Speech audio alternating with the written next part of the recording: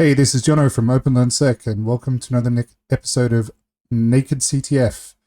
What is Naked CTF? Well, this is where I attempt to do a capture the flag box from HackTheBox, and the naked part is I'm doing it for the first time. I haven't read any of the notes or documentation or anything else. We're going to try and do it in adventure mode here. If we get stuck, we can use guided mode. If we really get stuck, we'll go to the official write-up. The whole point here is to show, rather than just the walkthrough of what are the steps to complete the box, all the ins and outs of actually like researching and everything else. I'm a fairly new to pen testing and offensive security. I'm working towards my OSCP. So I'm learning in the open in the hopes that it will help someone else who might be on the same journey as me. And it will also just to keep myself accountable. So today we're going to do Knife, which is a easy Linux box. They're all been easy so far. Like I said, I've not read anything about this, so I don't know what's involved. It might be tools, techniques, or procedures that I've used in the past or I haven't used. So it could take 30 minutes, it could take 3 hours. Let's get in and see what happens. So the first thing as always is we're going to do some enumeration. We'll come into here in our terminal, nmap -sc -svon nmap1.txt, and our IP for today. Oh, we actually haven't spawned it, so we'll hit spawn there. And we'll give that a minute to give us an IP address. While that's happening, I'll just show you I am keeping notes as I go. So I create one note file per box that I do. Some of them more comprehensive than others. I do tend to get a little bit lazy with note taking because I'm just kind of zeroed in on trying to complete, capture the flag basically. So this episode I'm going to try and be a little bit more disciplined about it. So, our initial enumeration, a list of things that we want to try, a list of credentials that we capture, and then eventually, the actual steps from beginning to end. Now, I'm not doing it as comprehensively as you would for the OSCP itself, like screenshots and all that sort of stuff. But just to get into the habit of, capturing information rather than always scrolling back through the shell trying to find the bit of information you're looking for. So today we've got 10, 10, 10, 242. So 10, 10, 10, 242, T4 timing -V. And this is going to do the top 1000 ports. So my technique is SC-SV, so connect scan, and then service discovery using the nmap scripts. And straight away we can see we've got SSH and TCP that's open. So what I'm going to do is grab a copy of this from here, and we'll stick that in our enumeration output. And the thing I like to do straight away is to get a more thorough nmap scan going. So instead of the top 1000 ports, do all 65535 ports. So SC -SV, ON, nmap, 2.txt, T4 timing, verbose 10, 10, 10.242. And we can let that run. While we let that run, we can start to look at these initial ports that we found. So we've got SSH. It's telling us 8.2 patch level 1, and it's likely identified that it's Ubuntu. That's likely just come from the SSH banner when you connect, that this particular OpenSSH daemon is running on Ubuntu. And we've got running on port 80, HTTP, Apache web server, HTTP 2441, and also confirmed, likely via the X powered by HTTP header, that it's HTTP'd in that particular version. The title returned in the web page, Emergent Medical Idea, is the title of the website. The web server supports get, head, post, and options. And yeah, I think like the first thing that we probably want to do is we can see that our full port scan is already completed, no additional ports found, so we can just rest easy that this is what we have to deal with. We don't really want to probably pursue anything on the SSH side right now, just because we don't have any credentials. So I doubt that there's any RCE or anything that exists for OpenSSH 8.2. It's a fairly recent version. So the best thing that we can do is just start to poke around the website and see what's going on there. So let's do that. We'll open up the browser, grab the IP, and straight away we'll make sure that we specify HTTP. Otherwise it'll default to HTTPS. At IMA, we are taking care to a whole new level of taking care of our... What? Website seems a bit incomplete. Let's open up the page source.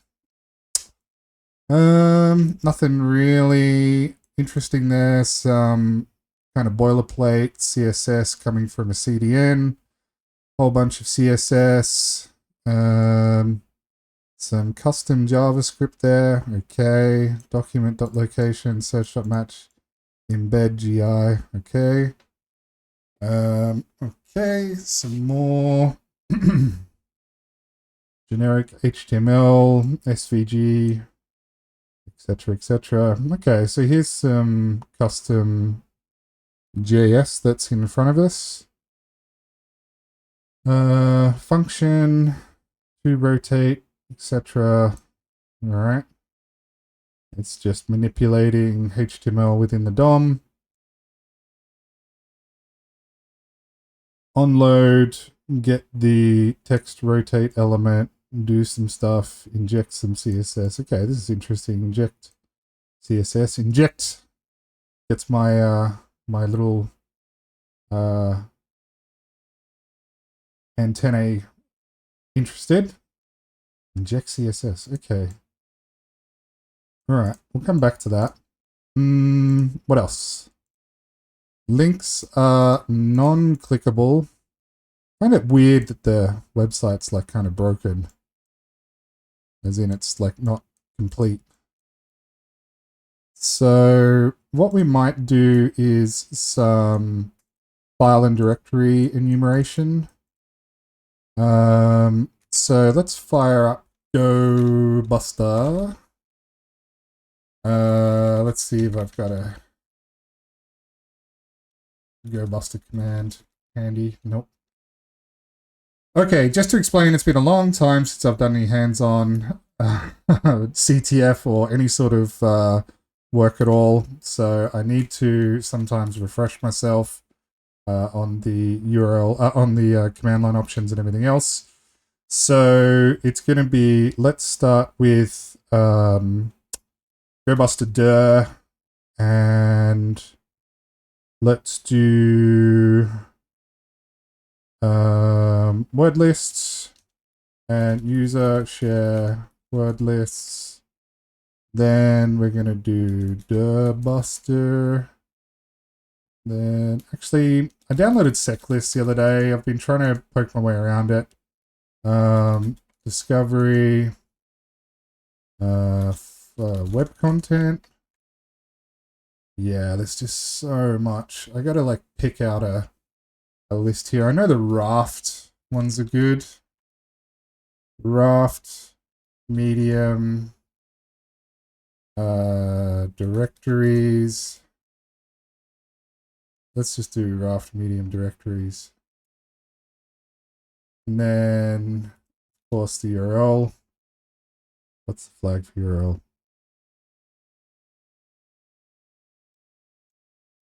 There is no flag, I think. HTTP 10.10.10.242, was it? Yep. Where is it? URL. GoBuster. Am I losing my mind? Debug, delay, help, no color, no error, no progress, output pattern, quiet. Minus U.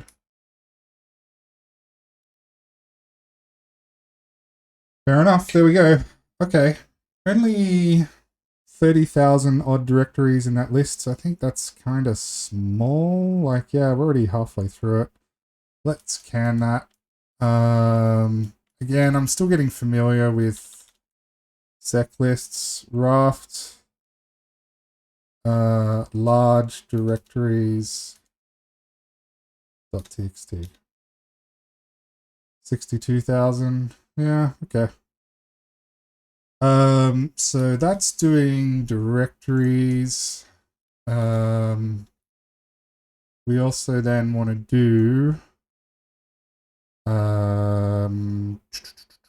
we don't want to do DNS because we don't have a domain to work with.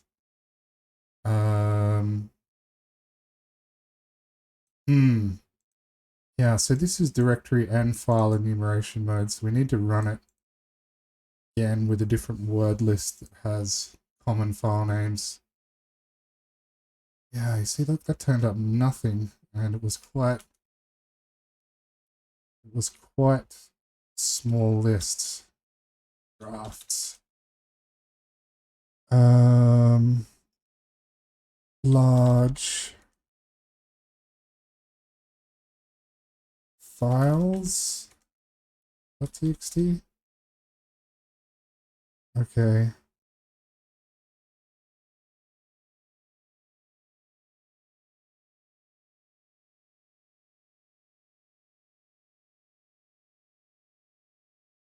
So we do know that the root here from GoBuster is index.php, right? Which is good because now we know we're dealing with PHP. So let's just put PHP website on port 80. And it didn't turn up anything really useful. I'm going to try another word list just because I'm not entirely comfortable with the Raft list yet. Not that I don't trust it, it's just I'm still getting we're trying to figure it out. Yeah, there we go, 220,000.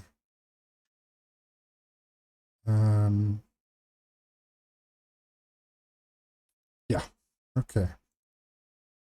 Let's just do man GoBuster. Directory brute forcing. Dhost, we don't want to do fuzz. Okay.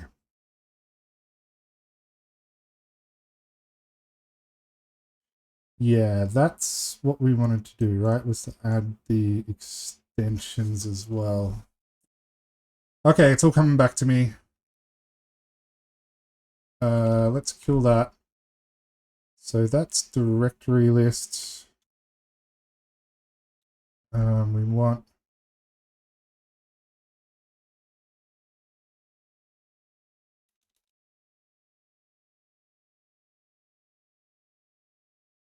how big is that one?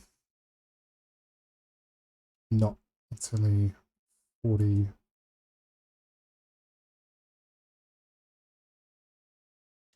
Yeah, okay.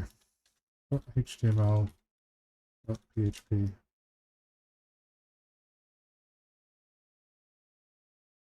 Oops, wrong format. HTML, PHP.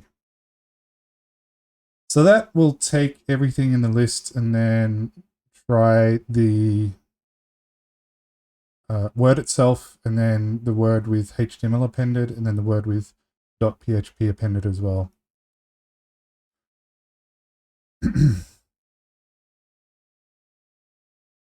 So I'm just curious, that directory list 2.3 medium, I open that up.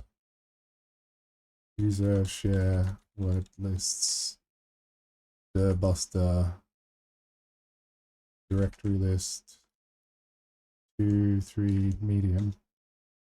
We search for things like Git.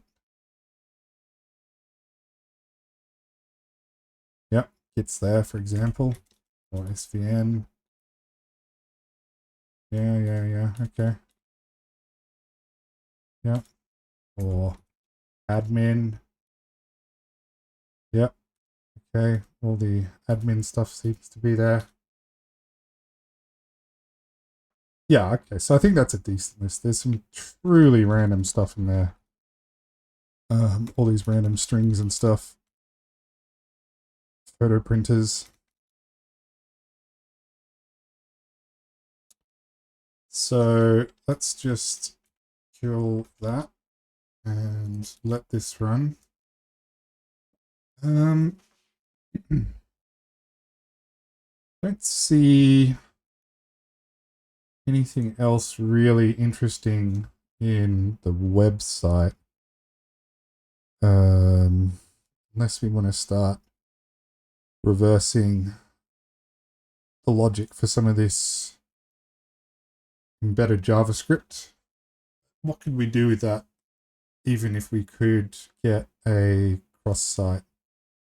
Not much, because it's unlikely there's anyone else logging into this website that we could, potentially steal or exfiltrate data from.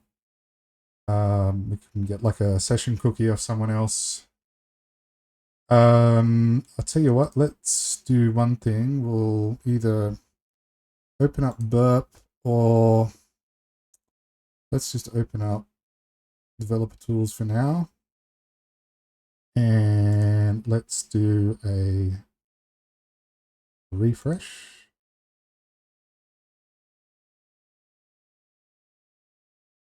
Okay.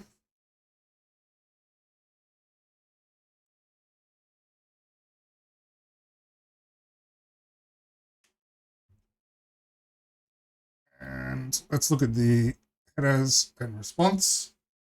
So we send a get /index.php, and what do we get back? We get keep alive, gzip, blah blah blah,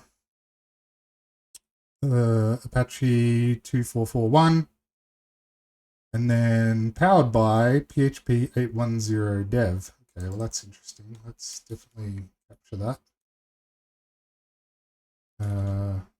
Okay. Just clean that up a bit. Powered by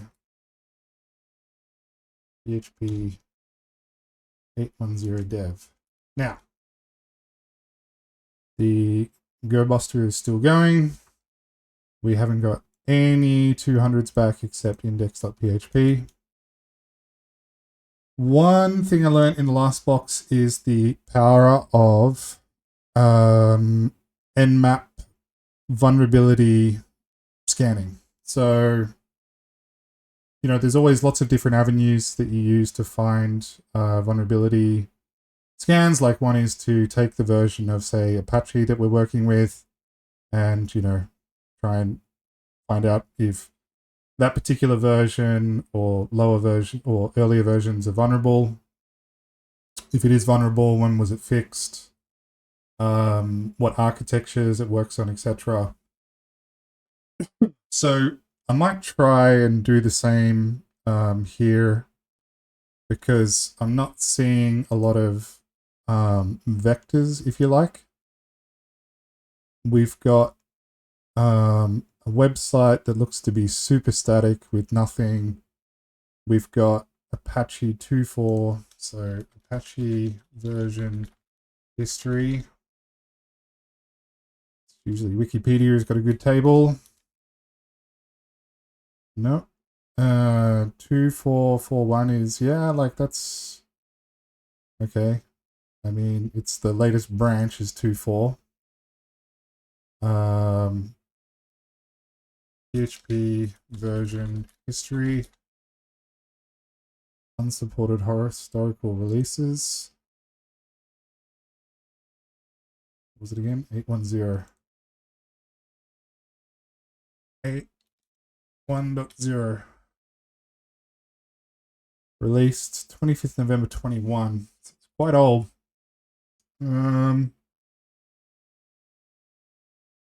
So Nmap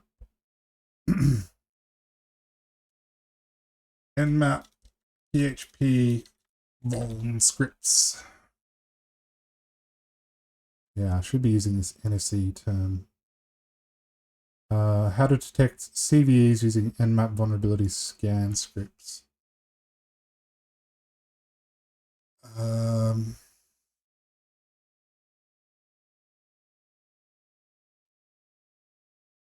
Yeah, this is something I'm coming to realize. Like Nmap is always kind of considered a port scanner, version detection, service detection type tool. But it's a lot more. Like the scripting engine does a lot of stuff, right? And there's a lot of scripts that exist. So it's cool, right? um,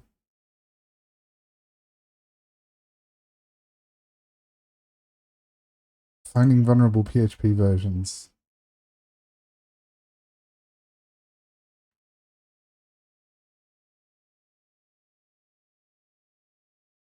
Okay, so they give you like a test website here.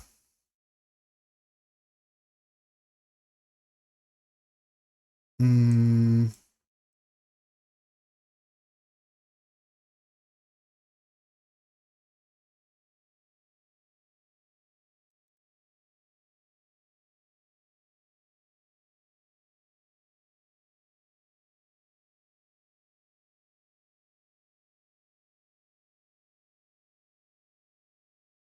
Yeah, okay.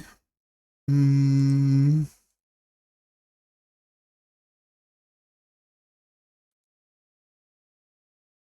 Yeah, we got nothing. So let's review. We've got SSH, which we're assuming because we have no credentials, we have no access to it. Okay. We have Apache HTTP 2441. We have PHP 810.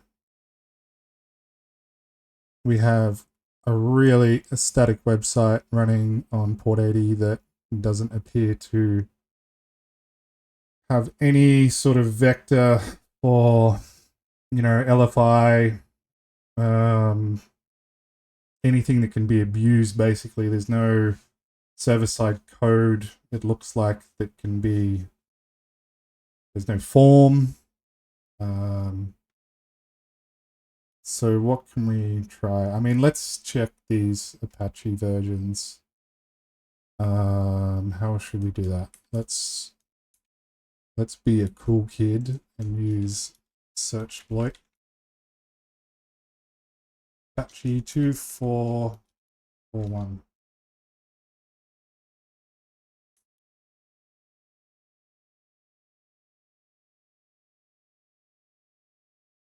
Okay. Apache plus PHP 5. Open F. It's a mod SSL vulnerability. Tomcat, no. Let's do a quick Google. Apache 2441. 2441, yep. CD. 2441 security vulnerabilities. Wow, that's a lot. 37. When a HTTP2 stream was reset, there was a time window when the request memories resources were not reclaimed. Deallocation was deferred to connection close. It's kind of like a DDoS, or sorry, like a denial of service. Memory leak type exploit. Okay, 5.9, who cares? Out of bounds read in mod macro. No guarantees we're running mod macro. Response smuggling vulnerability via mod proxy. Special characters in the origin can truncate split response. Okay, that's kind of interesting. Okay, here's a serious one.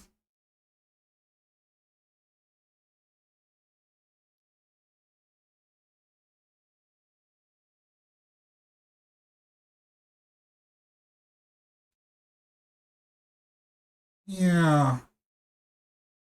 I mean, there's a lot of circumstances here. Mod proxy, rewrite rule in place. Um, Inconsistent interpretation of HTTP requests. These kind of all seem related, this request smuggling vulnerability. Maybe, that can be attacked through different Apache modules. May not send the X-forwarded headers to the origin server based on the client side. Ooh, yeah, that's cool. Bypass IP-based authentication because the header is scrubbed out. Crash or disclose information to a read beyond bounds in this call when provided with an extremely large input buffer.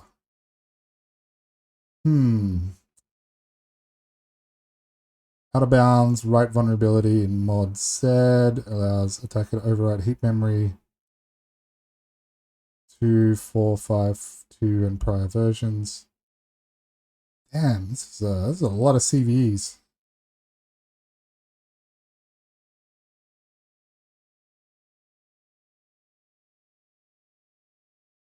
Yar, the HTTP request smugglers. Mod Lua, yeah. Known exploited. A crafted request URI path can cause mod proxy to forward the request to an origin server chosen by the remote user.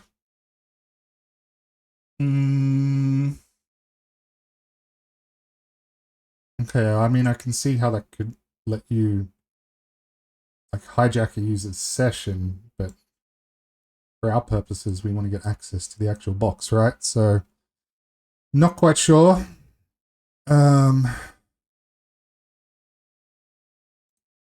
Just keeps going. Heap overflow. Definitely have a look at that.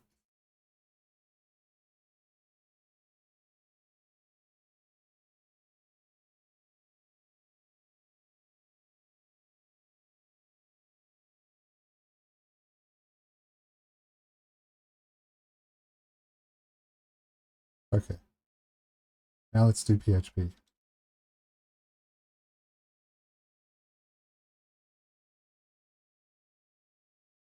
Whoa! 810 dev. User agent remote code. See, if I did the cool guy thing first and searched PHP 810 at the terminal.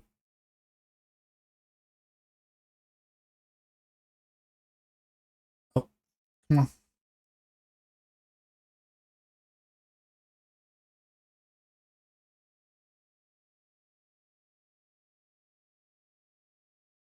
Oh boy.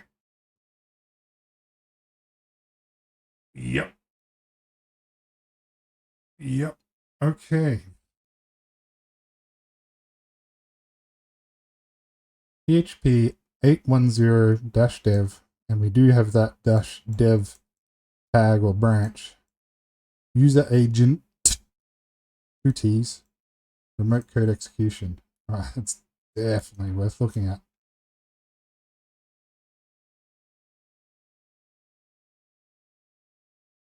Backdoor.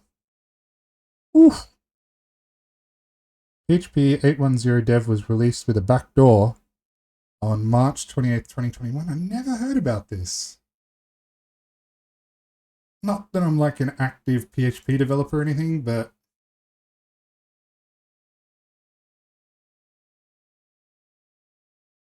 if this version of PHP runs on a server, an attacker can execute arbitrary code by sending the user agent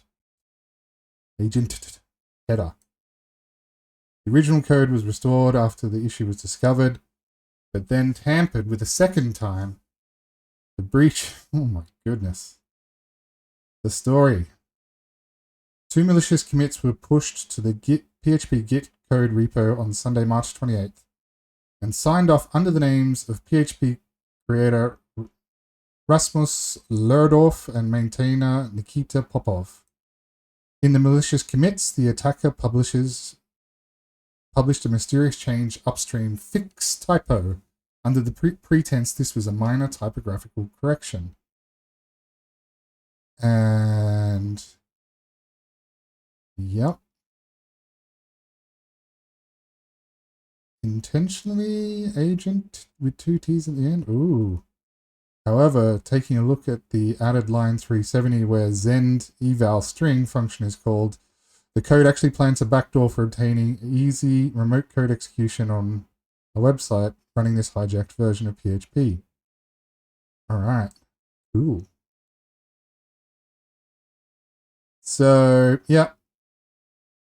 They determined that it came from a compromised git.php.net server rather than a compromised individual's Git account.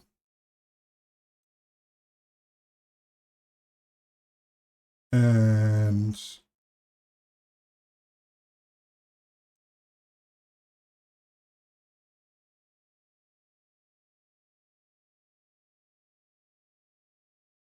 so they used a username and password, leading them to suspect a possible leak of the master database. Additionally, the master.php authentication system is said to be on a very old operating system and a version of PHP, raising the possibility the attackers may have also exploited a vulnerability in the software to stage the attack. Oh man. Oh man.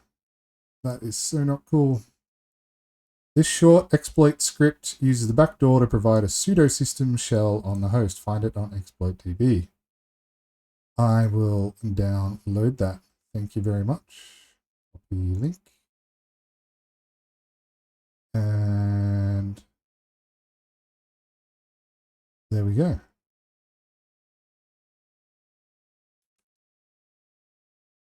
Yep. Let's open a shell and we cat. And then we do Python 3 backdoor. Is this random error? Python 2? What?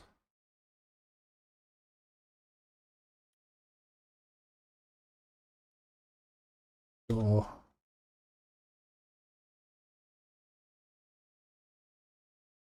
Is this obfuscated thing? Okay, I don't like this.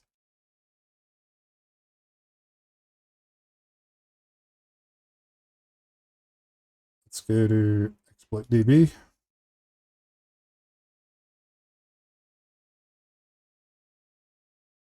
Now this one looks a bit.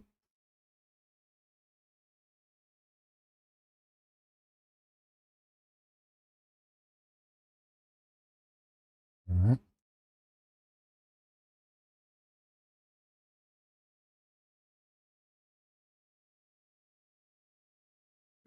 PHP backdoor.py and paste Python 3 PHP backdoor.py URL http:// 10.10.10.242 10.10.10.242.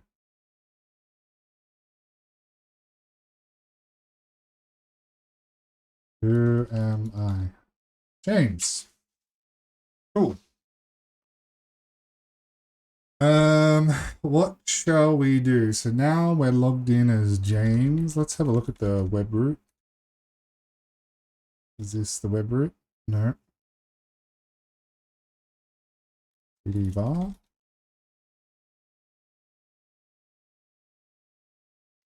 What is CD network? CD home.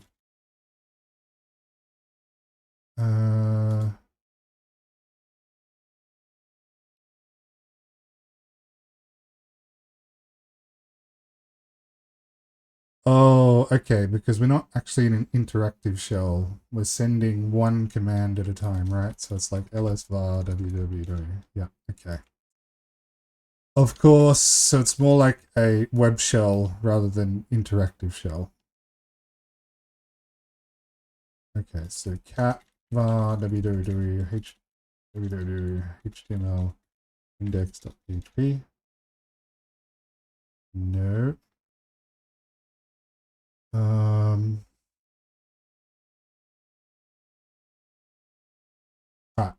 poke around.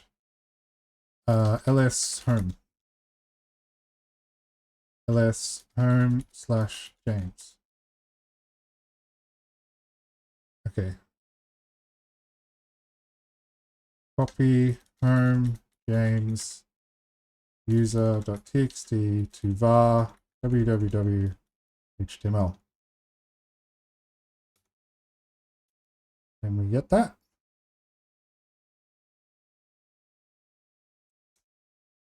User.txt.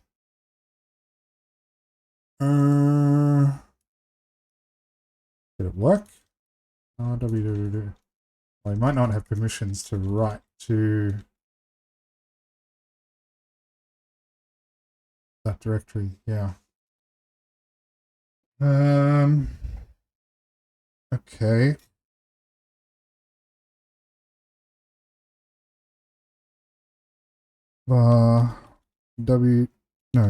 Home James.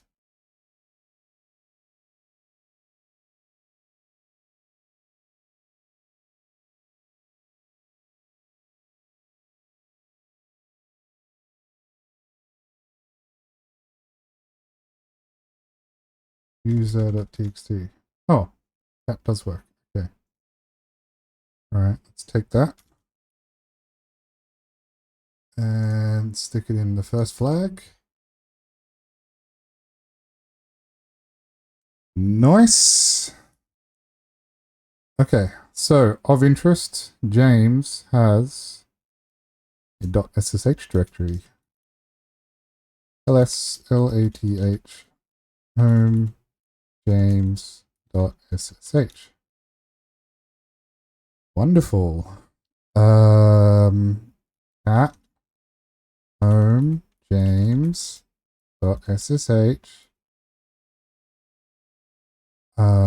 ID RSA. Okay, it's his private key. Let's grab this.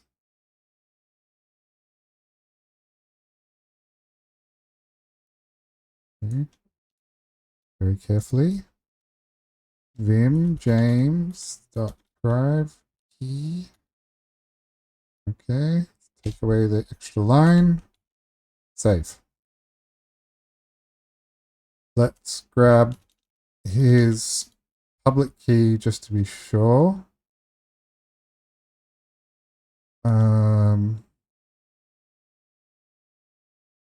can just do cat home james dot ssh id rsa hub. Okay. James at localhost. So fairly confident that they match, as in their key pair. Okay. Let's try ssh -i james.priv. No, first we'll do chmod 600 james.priv.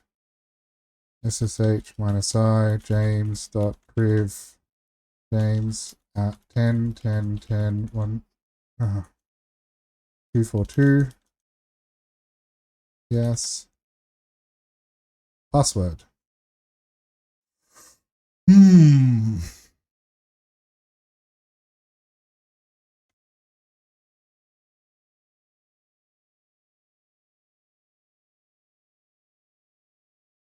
Why is it not doing key-based authentication?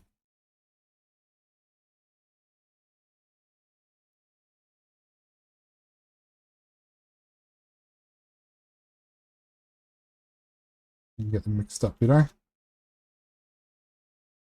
So, okay.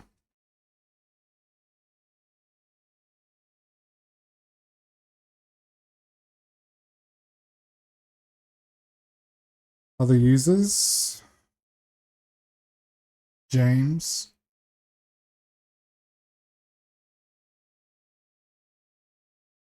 Ops code.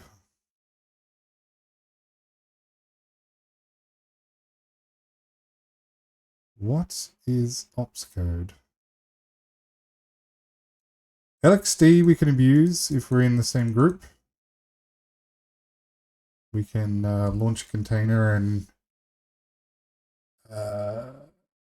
do a privesc that way.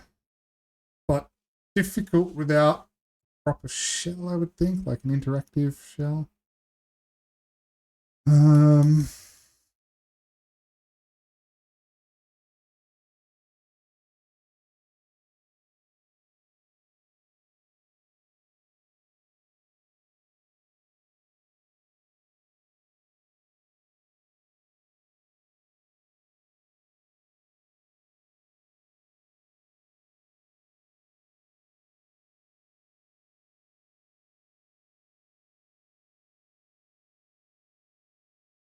Anyway, let's grab this.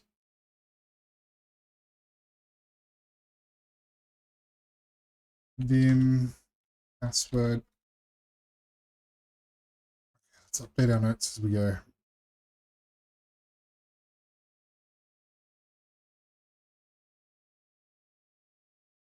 PHP 810 dev vuln to backdoor by sending malformed HTTP header is executed and returned.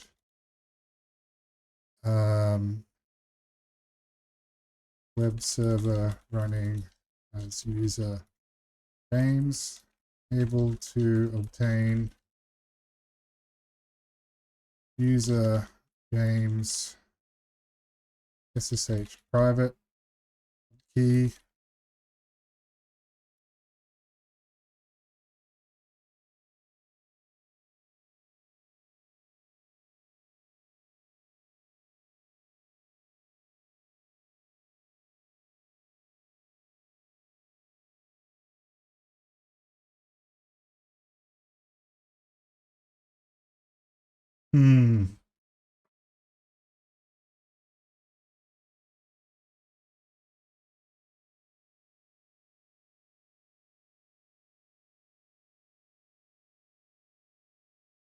Open SSH private key. Okay.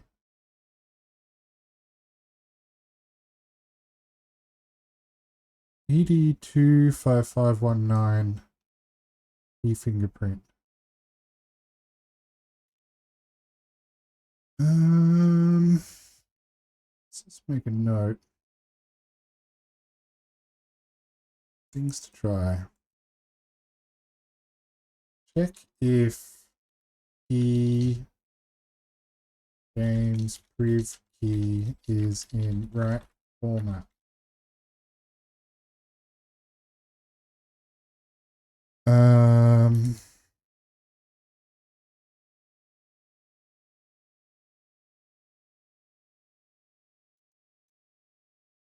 Check if that's actually run SSH with verbose to see if it asks for it.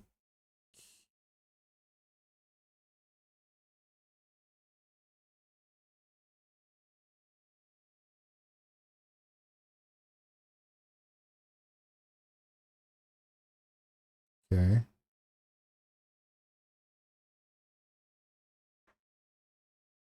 We'll attempt to offer. Okay, wait.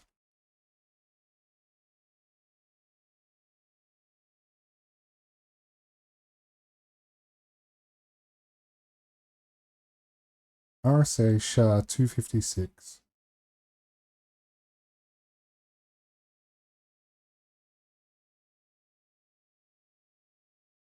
Authentications that can continue public key password.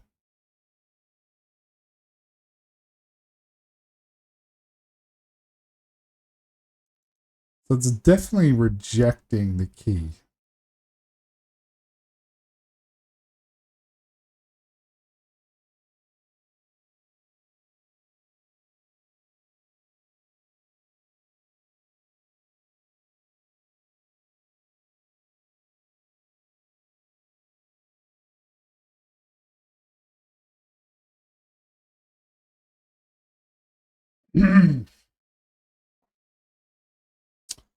We see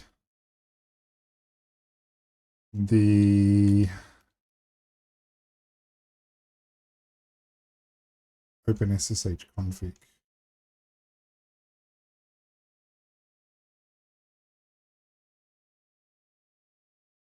Let's etc OpenSSH.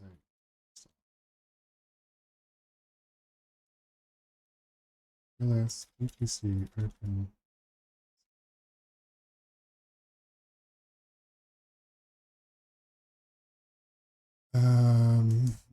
Just SSH. ls etc SSH. Yeah. SSH D. SSH D config. No. ls lath etc SSH. SSH D config. Yeah, we should have a read on it, right? At PC SSH SHD config. Huh.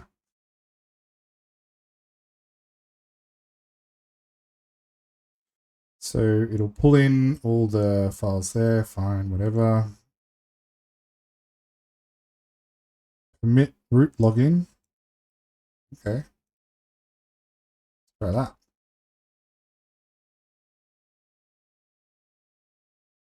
Nope.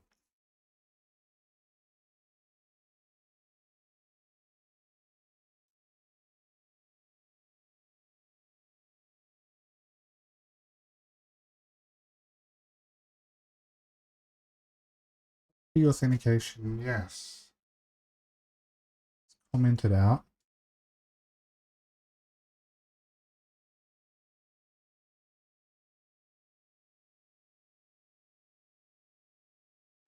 Everything is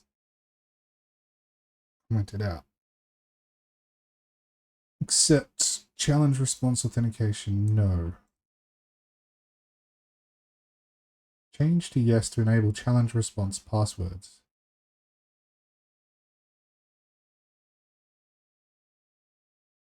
Use PAM.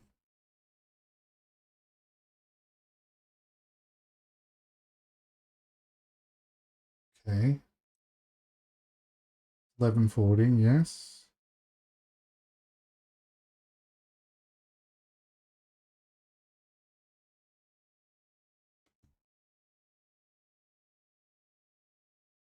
So let's have a look in the subdirectory.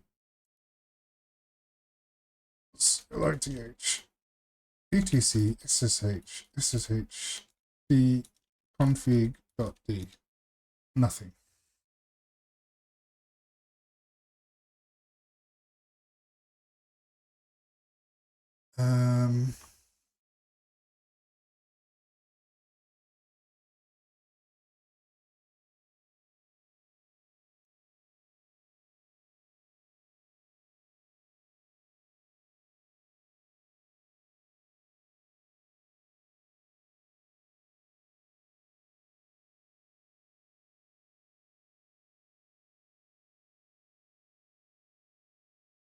Full system.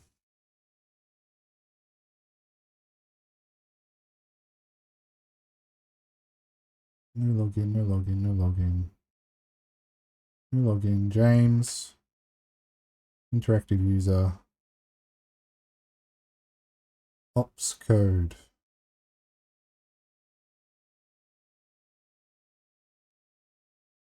The hell is ops code? It's got an interactive login for ops code PGSQL. So two different home directories here. ls lath.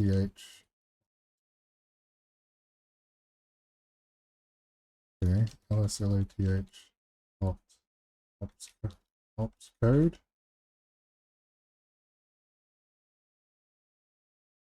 Okay.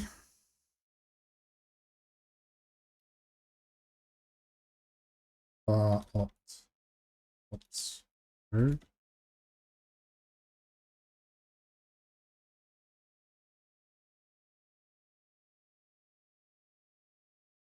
Chef recipes. I mean, looks like some automation stuff. I don't know.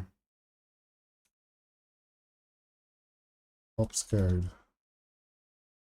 Who killed the chef? The case against ops code chef.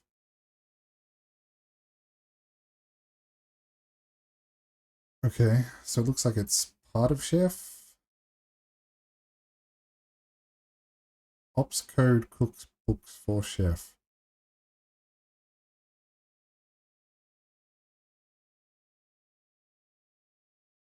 Ops code raises 32 million expand IT automation platform. Okay. They founded a new company, Ops Code, to turn chef into a product. Ops Code abuse. Nope, not op code abuse.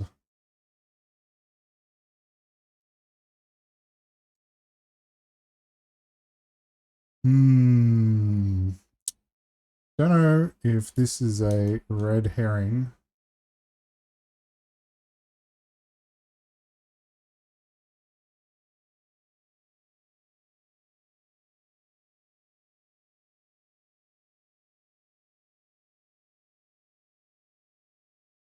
I mean, I'm still a bit annoyed that we've got a key and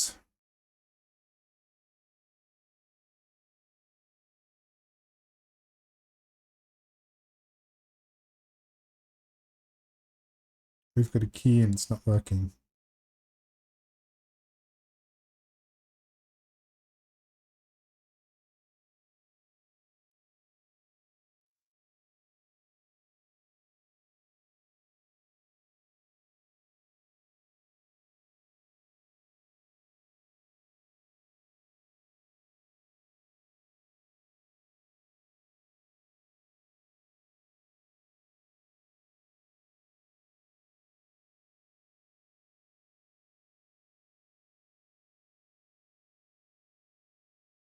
I mean, if there was some...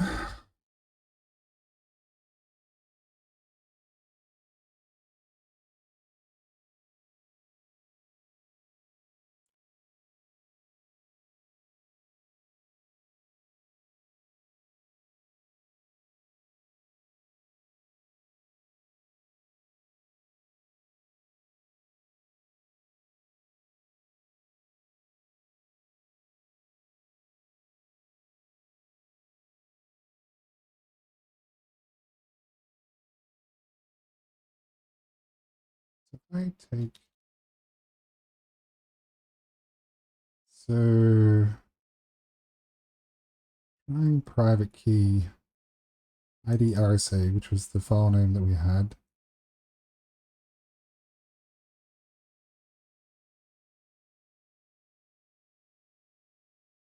Okay, so that's if we don't specify a key. And then if we do,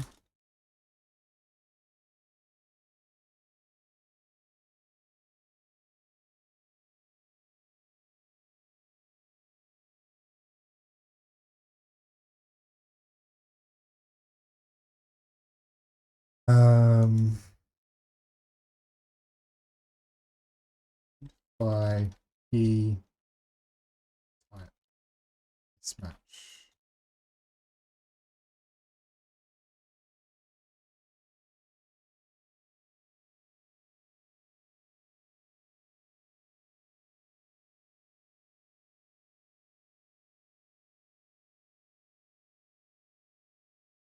Yeah, I thought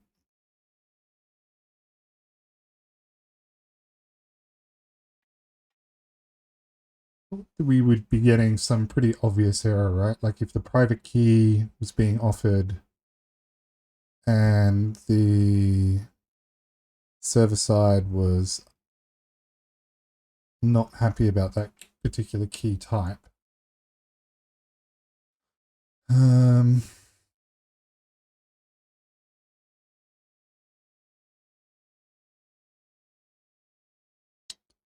I wonder. know enough how to use OpenSSL. OpenSSL identify the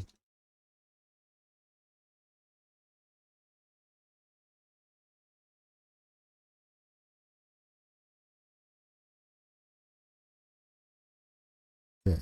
So PKCS is begin RSA.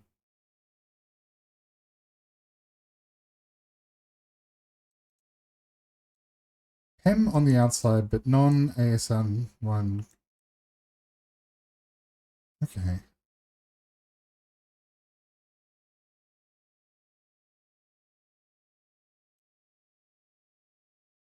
Yeah.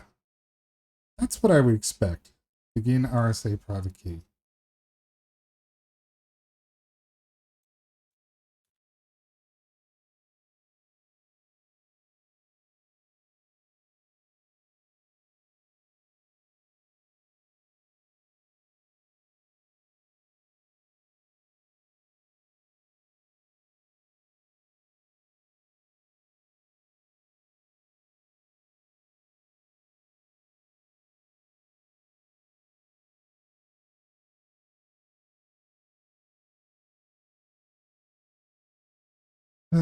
What's the difference?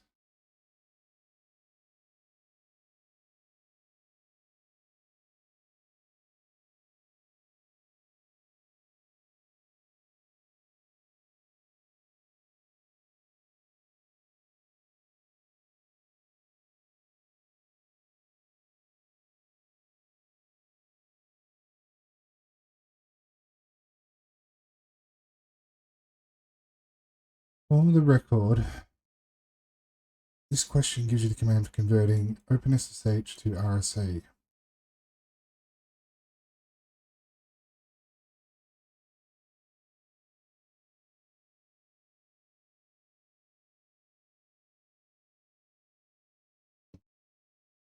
What's in the pub? James.pub. Yeah. So that is SSH RSA. And that is this bizarro open SSH format. So it could be that they're not talking to each other. Like the key format.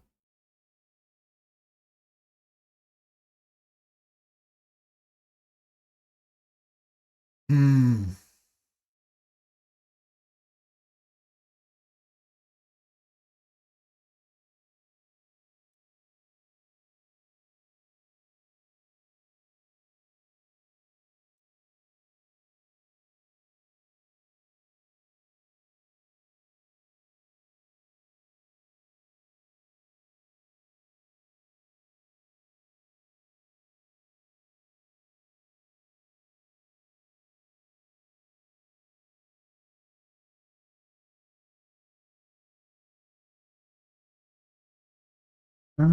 Look, bit of a Hail Mary.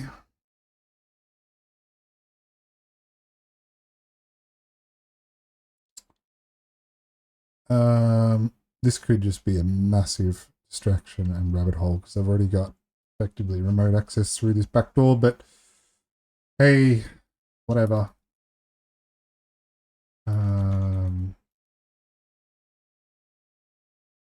Okay, so SSH keygen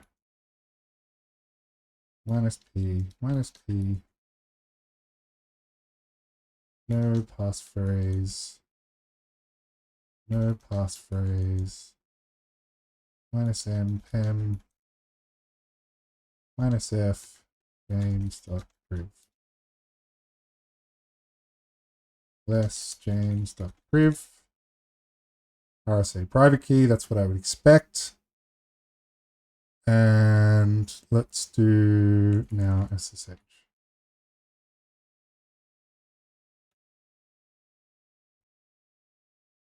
Still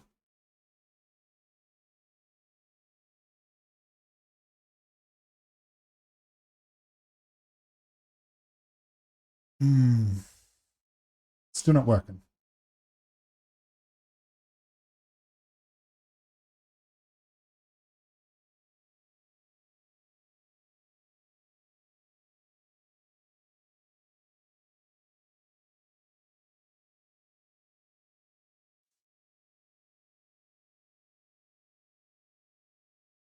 The key.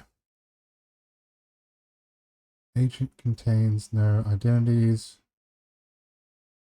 Will attempt key James approve. Next password. All right, let's go back to our shell.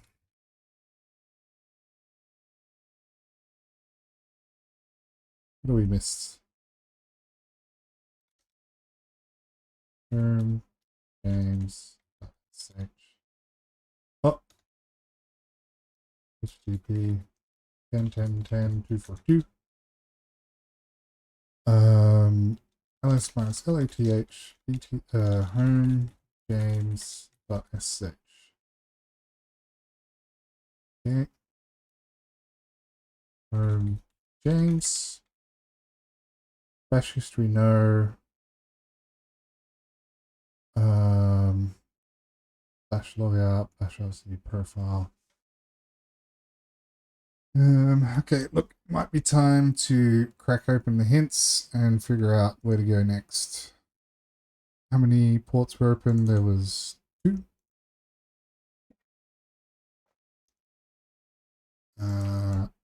810 dev.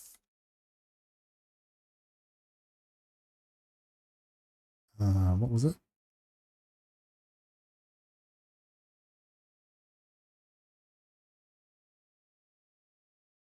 It was user agent.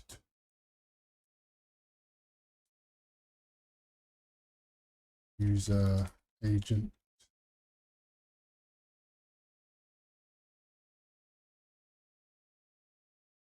James.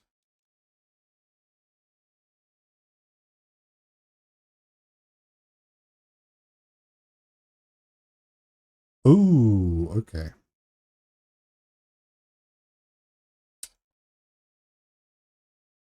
So there's either a sudo or a set UID, which neither of them we looked at. Let's look at sudo.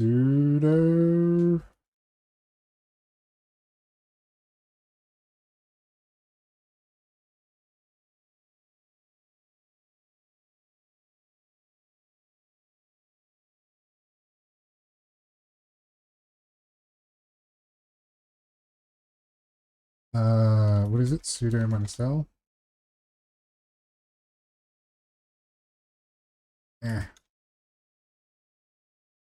P 10.10.10 2 sudo minus L.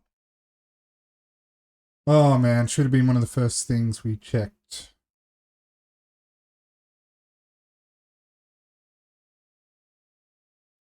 User bin knife.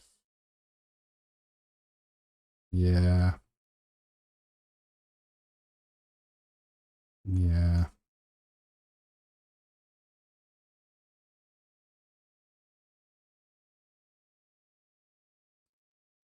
And I'm pretty sure knife is part of chef and ops code and all that sort of stuff.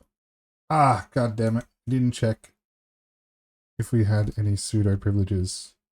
So chef, knife, Linux, abuse, Privesk.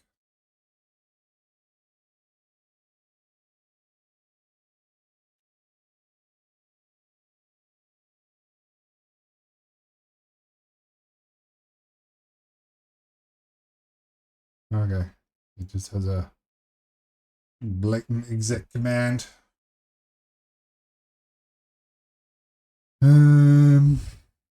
Where is it? Exec. User bin knife.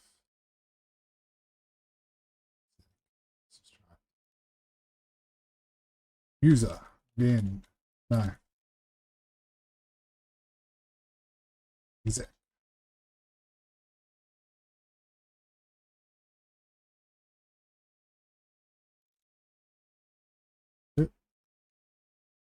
Now, is this actually interactive? No. So what we want to do is launch a reverse shell, and that'll give us root. Of shells. So I can never remember. A 10, 10, 14, 15, 10, 10, 14, 15, 1, 3, 3, 7.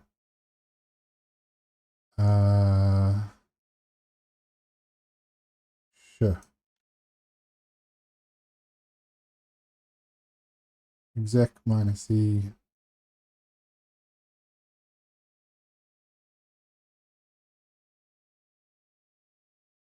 Okay.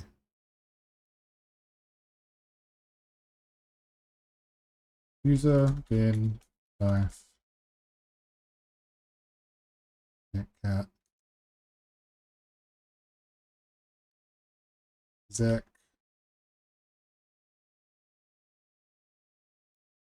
minus E exec single quote exec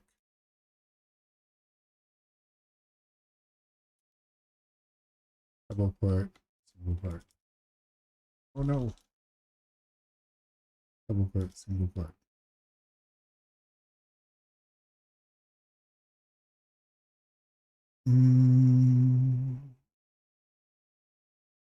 Exec. Maybe we need a user bin knife exec minus E exec.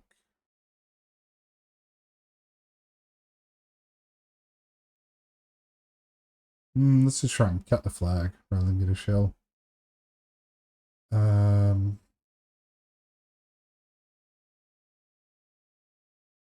Minus E exec.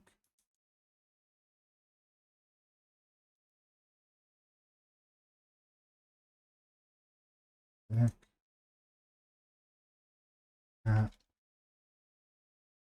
root flag.txt.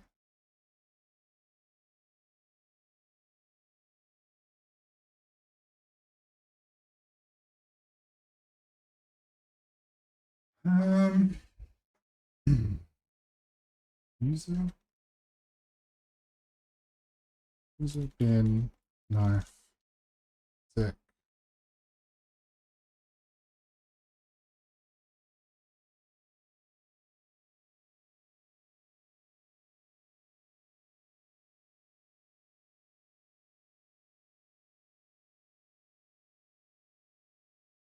Bin knife exec.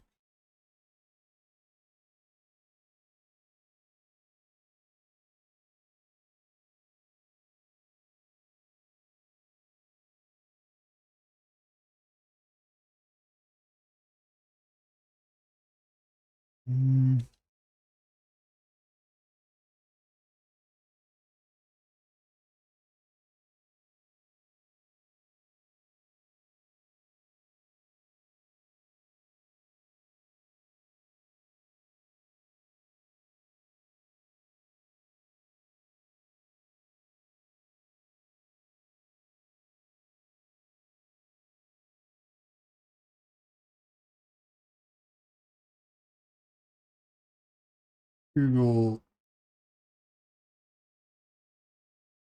chef knife rev shell.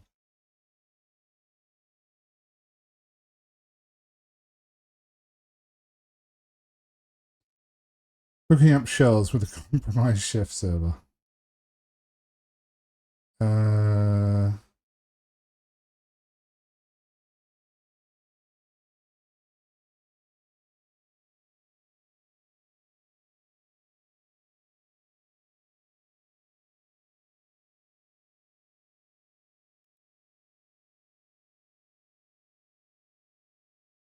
there a web interface? This thing?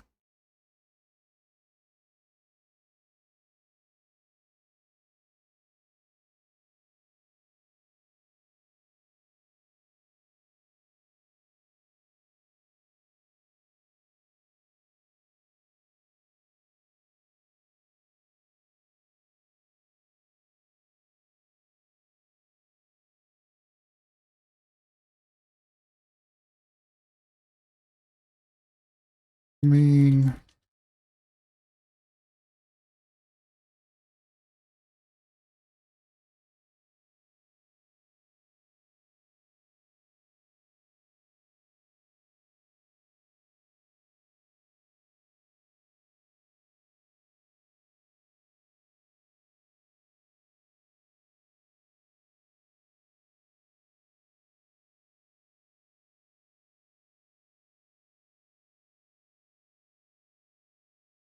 Apache 2. Just wondering if there's a web interface available for chef slash ops code. Like a virtual, maybe not a virtual host, but Savino.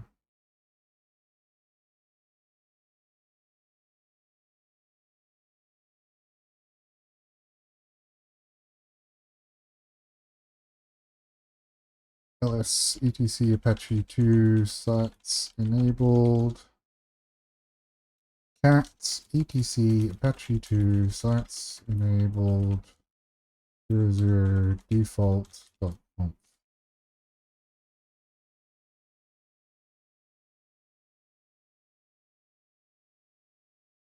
Nope, doesn't look like it.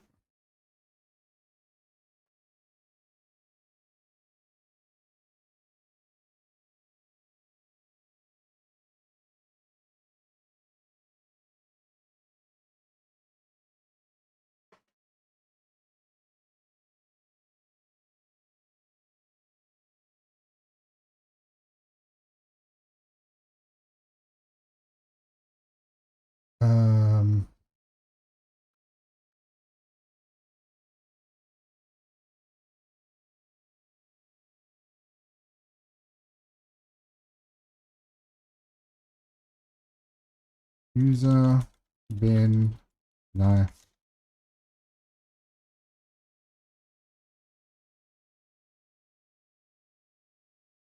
chef knife exec knife exec.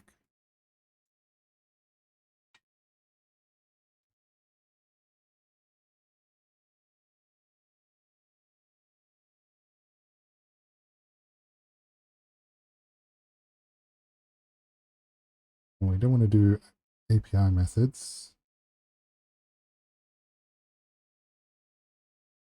Oh, you got to pass it string of Ruby. Okay.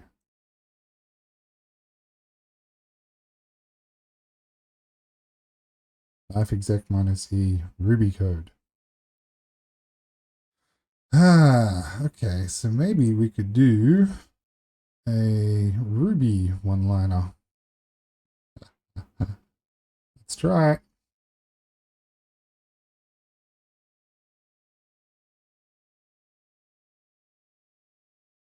Yeah, but that's launching the actual interpreter.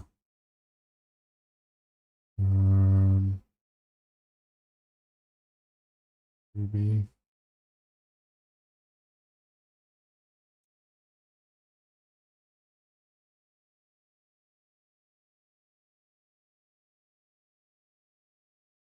This guy is actually using the knife box.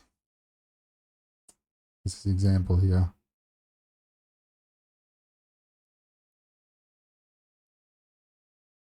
So Ruby is going to do exec. Okay. So it's a little bit misleading because exec is the command or the keyword for knife, but then it's also a Ruby keyword. So if we do, as an example,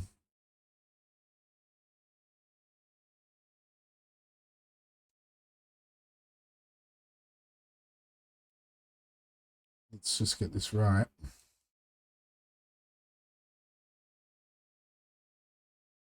Zach, who am I? Should work.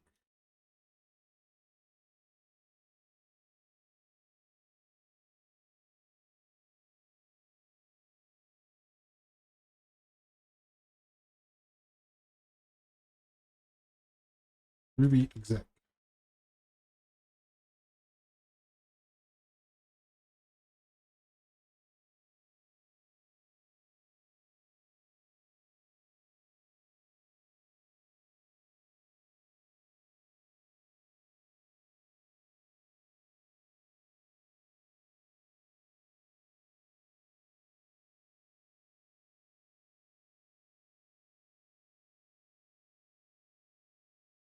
Screw it.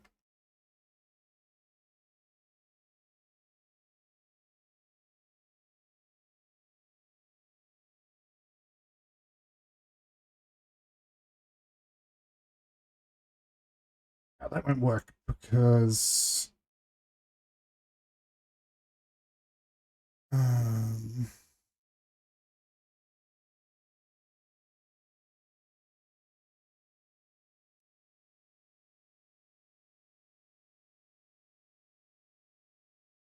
I think it'll work.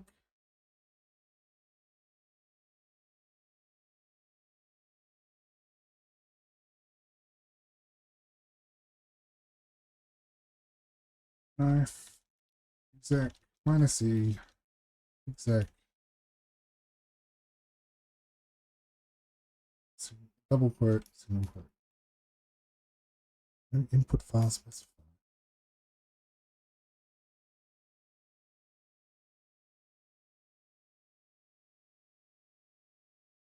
Yep, this is it.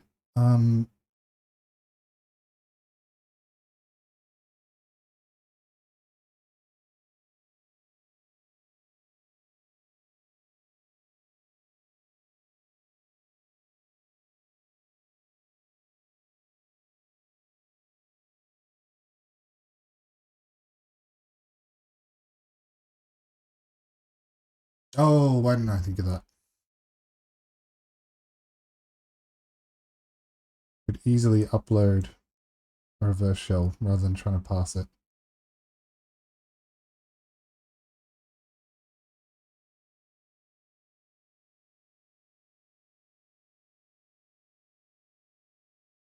All right, let's follow in these guys' footsteps. I feel a little bit bad, like I needed to really dig into the hints and ended up looking at someone's write-up. Okay, let's grab the rev shell. Nope, that's not it.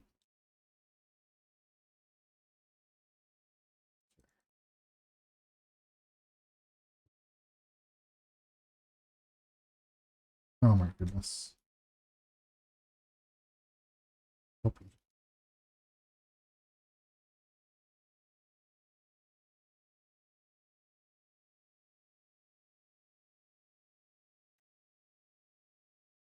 All right. Vim, rev shell. Post is going to be 10, 10, 10, 14, 15, 15. Port is going to be 1337. Okay, looks good. Python minus M simple HTTP. I can remember this. Simple HTTP server. 3. Not having a good time here.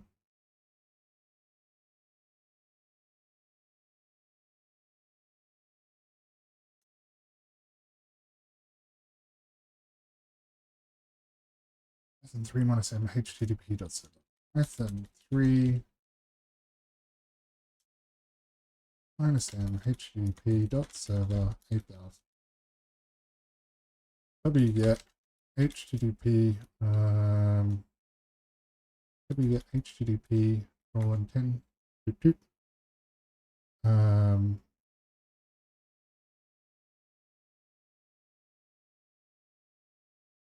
10, 10, 14, 15, 8000 rev shell.rb plus, when we get to save it.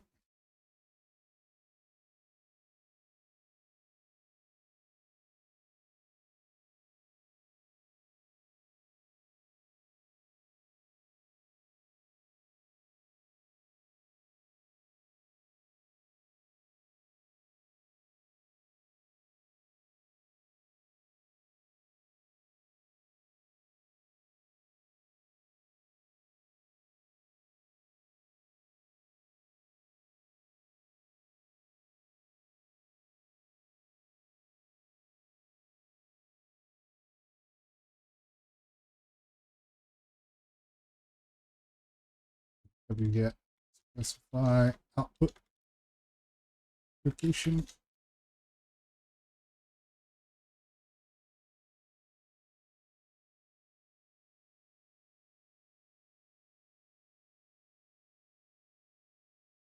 minus p.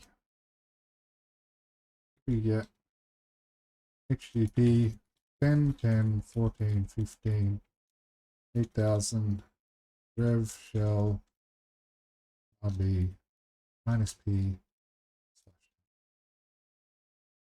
temp. Okay, almost there. Now we can do knife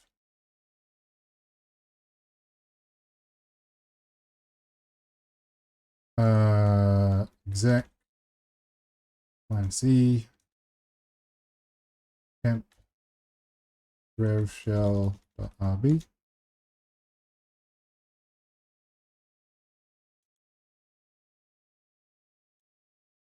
No complaint. Knife exec temp rev shell.rb. Oh, there we go, finally.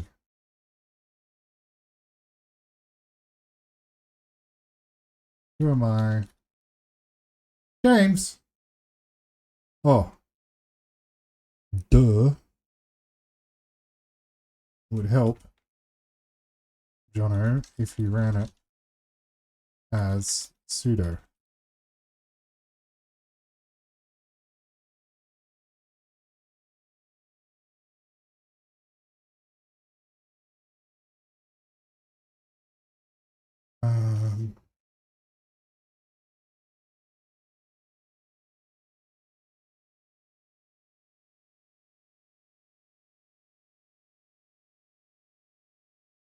Cat etc root.txt.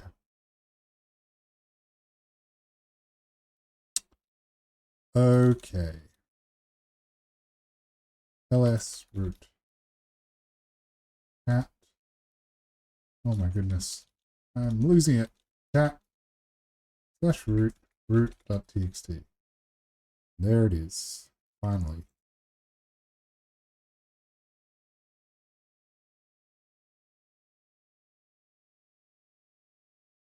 All right. So recap is absolutely got distracted by the whole SSH key thing. Don't know why. I mean, it was a key. It didn't work. Tried a few different things. Should have moved on.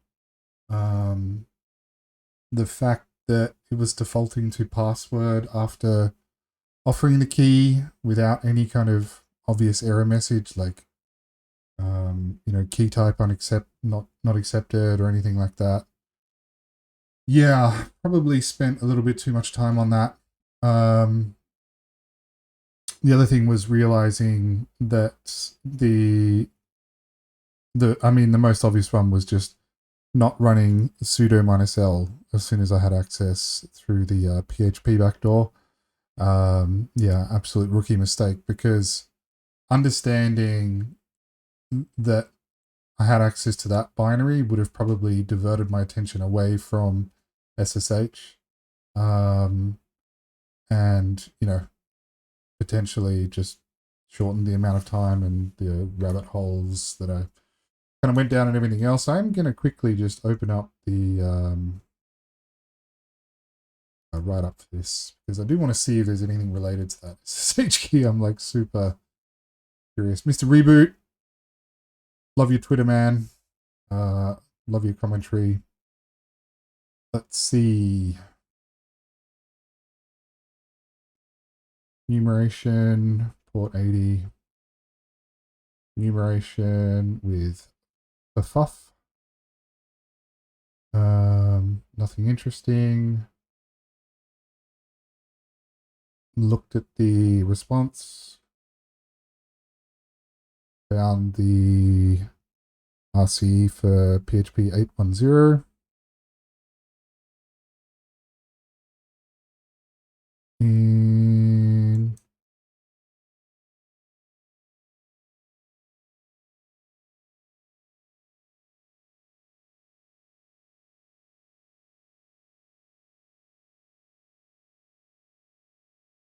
pretty much did the same. Although this was a much neater way, because it was basically an interactive shell rather than the crappy web shell that I was doing with that Python script where it wasn't interactive. Super annoying. Yeah, and then because he had that interactive shell, he straight away was able to run linps. I should have done that as well. I mean, I could have done that.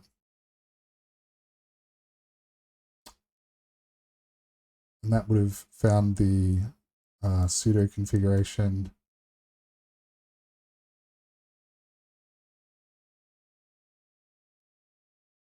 Knife, data bag create 12 -e vi. So that gives you a root, basically a root text editor, or a text editor running as root. And yeah, god damn, that's pretty neat. And straight away, yeah, I mean, not even a mention of SSH. Wow. I really got to do better at focusing on something intensely for a period of time. Going through all the obvious scenarios, trying the obvious things, and then putting it to one side. I can always revisit it, and then, yeah. Because that whole time that I was messing around with SSH, I already had like access to the system, already had some form of remote command execution. So I should have been going deeper with that. Even though it was only non-interactive, I still could have run Ps, or at least done some basic due diligence in terms of, okay, let's explore what I can do as this non-root user, as this unprivileged user, so-called unprivileged user. Anyway, it's been super exciting as always, lots of fun. So thanks for hanging around, and we will continue to go onwards and upwards. And thanks for tuning in, and see you in the next video. Cheers. Bye-bye.